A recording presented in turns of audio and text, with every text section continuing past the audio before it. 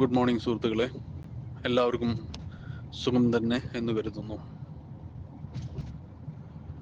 നമ്മളിപ്പോൾ ഇന്ന് പറയാൻ ഉദ്ദേശിക്കുന്നത് എനർജീനെ കുറിച്ചാണ്. തോട്ട്, ചിന്ത. നമ്മൾ എന്തെങ്കിലും ഒരു ചിന്തിക്കുമ്പോൾ അതൊരു എനർജിയാണ് ഉണ്ടാവുന്നത്.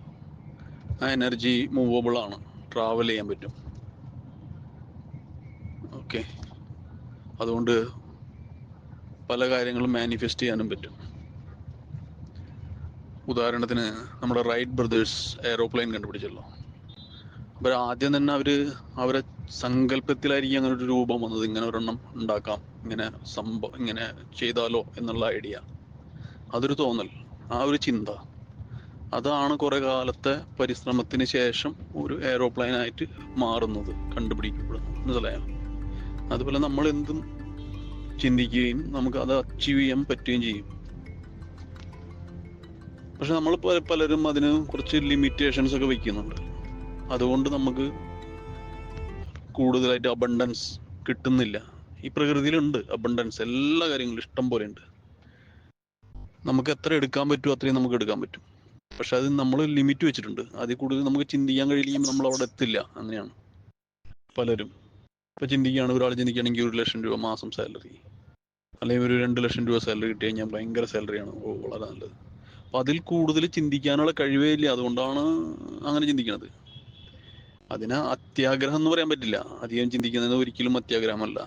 അത് നമുക്ക് ആവശ്യമുള്ളത് നമ്മുടെ ലിമിറ്റിനനുസരിച്ച് ഈ പ്രകൃതിയിൽ നിന്ന് നമുക്ക് എടുക്കാൻ പറ്റും. മനസ്സിലായ? അതിനാണ് വിഷ്വലൈസേഷൻ എന്ന് പറയുന്നത്. വിഷ്വലൈസേഷനിൽ കൂടെ അതിനെ മാനിഫെസ്റ്റ് ചെയ്യാൻ പറ്റും എന്ന് പറയും. അങ്ങനെ ആക്കി തീർക്കാനും പറ്റും നമുക്ക് എല്ലാവർക്കും.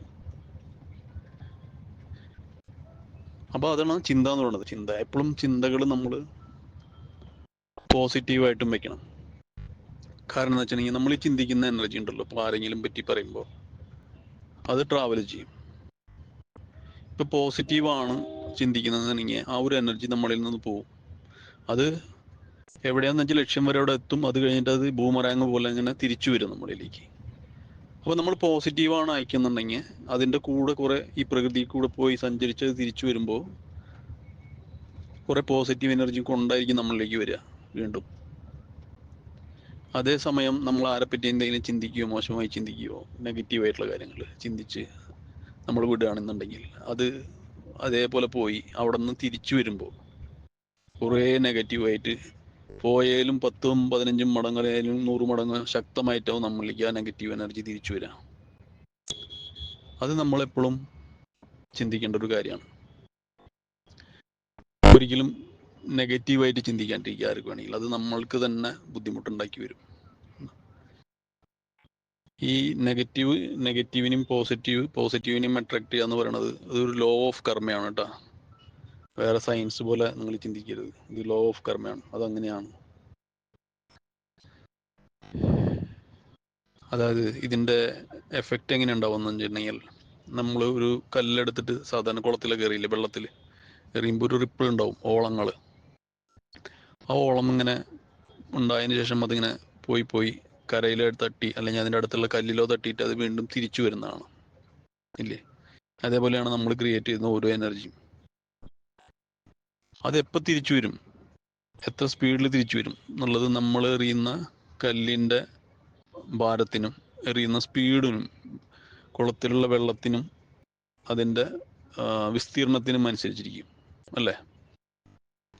അതുപോലെ നമ്മൾ കൊടുക്കുന്ന ഈ എനർജികളൊക്കെ എപ്പോഴാണ് തിരിച്ചു വരിക എന്ന് പറയാൻ പറ്റില്ല. ഇപ്പോഴാണോ കുറേ വർഷങ്ങൾക്ക് ശേഷമാണോ, അത് അതിൻ്റെ ഡെപ്ത് അനുസരിച്ചു, അതിൻ്റെ വെയിറ്റ് അനുസരിച്ചു, അതിൻ്റെ ഇതനുസരിച്ച് സ്പീഡ് അനുസരിച്ചിട്ടും ആയിരിക്കും. നമ്മുടെ കർമ്മത്തിനും അനുസരിച്ചിട്ടായിരിക്കും അതൊക്കെ വരുന്നതും പോകുന്നതും. ഓക്കെ, അതാണ് എനർജി.